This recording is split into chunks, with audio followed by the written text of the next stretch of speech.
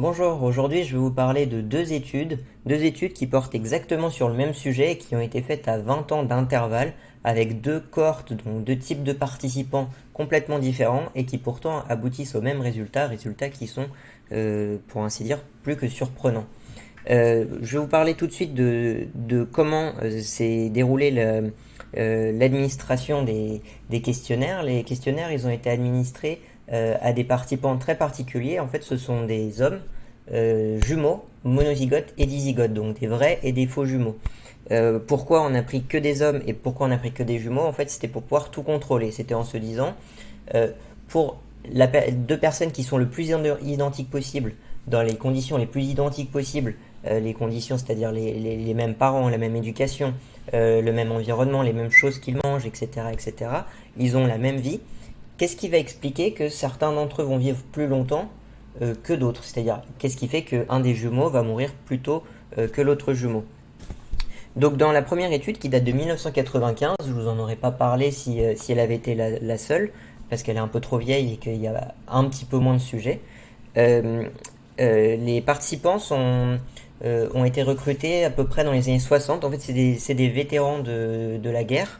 Et donc ils ont pioché en fait leurs participants parmi ce pool de vétérans de la guerre qui sont donc des jumeaux monozygotes et dizygotes.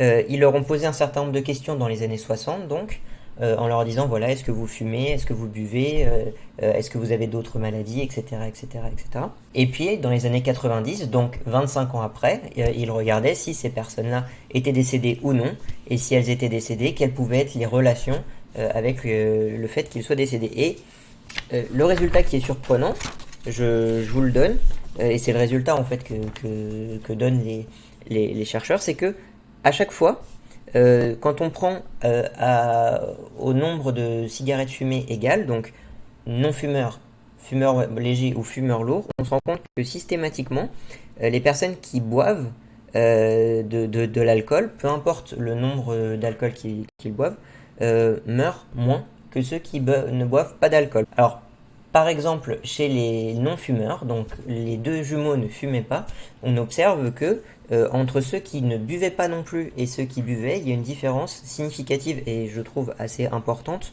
du nombre de morts. Chez ceux qui n'ont jamais bu, il y a eu 58 morts, tandis que chez ceux qui avaient bu au moins un petit peu, voire beaucoup, il n'y avait eu que 16 morts. Sur un total, au total, on avait 1000 participants qui ne buvaient pas et 1400 qui buvaient. Donc on voit que quand même il y a une grosse différence, c'est-à-dire qu'il y a plus de personnes qui boivent et moins de morts que de personnes qui ne boivent pas et qui sont morts. Donc il y a un ratio qui en plus est encore plus important. Donc c'est quand même très curieux comme réponse de voir que les personnes qui ne boivent pas meurent plus vite que les personnes qui boivent. Alors moi j'aurais pris ces résultats avec plus que précaution. Sauf que arrive une deuxième étude, cette fois faite avec des participants complètement différents, qui ont été recrutés de manière complètement différente, qui ont été recrutés à peu près 10 ans plus tard, dans les années 70, et dont on regardait le nombre de morts dans les années 2010, donc quasiment 50 ans plus tard, 40-50 ans plus tard. Et là, exactement les mêmes résultats, c'est-à-dire que quasiment systématiquement, on observe plus de morts de maladies cardiovasculaires principalement chez les personnes qui ne boivent pas par rapport aux personnes qui boivent, par rapport à leurs jumeaux qui a eu à peu près la même vie et qui buvaient.